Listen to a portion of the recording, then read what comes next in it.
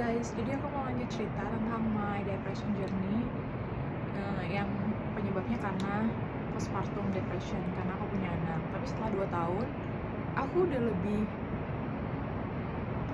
normal ya, nggak yang sedih terus-terusan, nggak lagi, udah kayak sekarang udah kayak lebih beda lah gitu. Nah, ternyata terapi yang aku lakukan adalah aku menjauhi trigger-trigger. Maksudnya gimana? Penyebabnya. Ternyata kalau aku mengalami yang sedih yang berkelanjutan tuh karena ada sebabnya. Ada yang ngebuat aku stres, ada yang ngebebanin pikiranku. Nah, aku tuh kayak menjauhi semua trigger-trigger itu. Yang menyebabkan aku depresiku kambuh adalah satu, keluargaku. Karena keluarga aku tuh yang keluarga yang toxic dan sandwich generasi. Jadi yang bener-bener semuanya mau dibiayain, semuanya mau diurusin.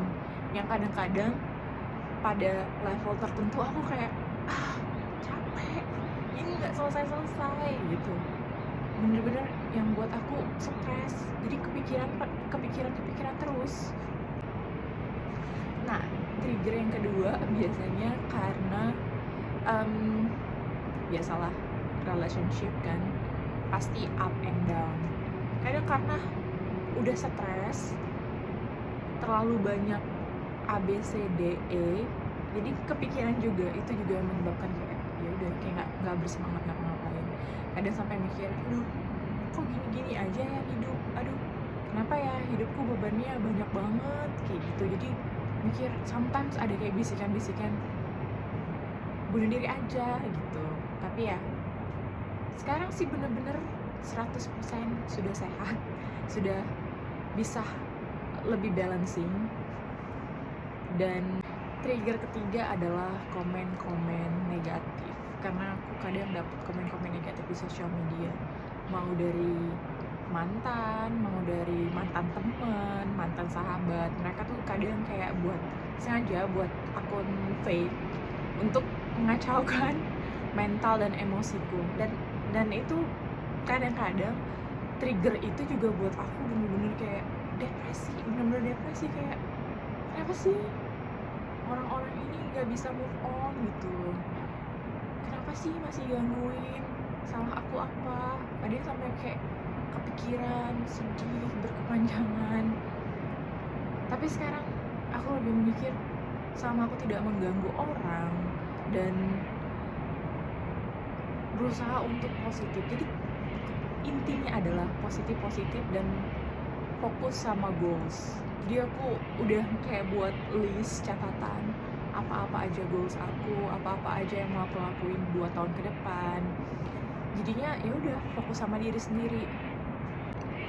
Karena aku akan pernah bisa berhentiin orang-orang yang mau komen negatif, ikut campur urusan kita. Nggak akan bisa berhentiin, karena semuanya itu akan terus ada setiap saat. Dan yang paling penting adalah menjauhi trigger-trigger ini. Jadi kalau misalnya ada yang komen-komen negatif, ya udah dibiarin aja, nggak usah dibaca, kalau perlu langsung di-block. Nah, kalau misalnya kayak keluargaku yang toxic, aku biasanya ya udah juga sama, kayak nggak mau di-link sama itu, bener-bener fokus sama diri sendiri. Sebenarnya kayaknya sesimpel itu, fokus sama diri sendiri. Jadi buat kalian yang merasa hidup kalian lagi low, lagi depresi, lagi banyak pikiran, stres, kalian fokus aja sama diri sendiri, fokus sama goals kalian, catet, terus di mindset di otak kalian bilang aku bisa. Jangan biarkan depresi menguasai diri kalian, dan apalagi kalau kalian sampai bunuh diri, jangan.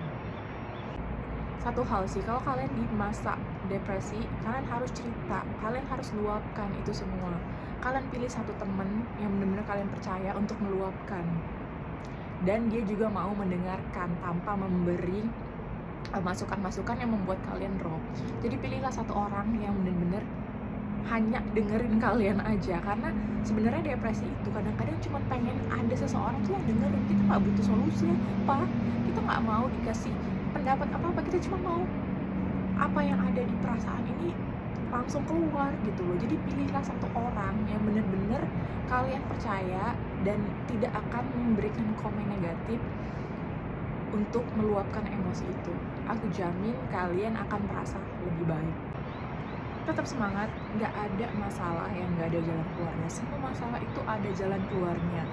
Ya bisa dalam waktu beberapa bulan, beberapa hari, kadang beberapa jam kita aja yang saat itu merasa sangat-sangat di titik terbawah. Jadi kita nggak bisa mikir clear.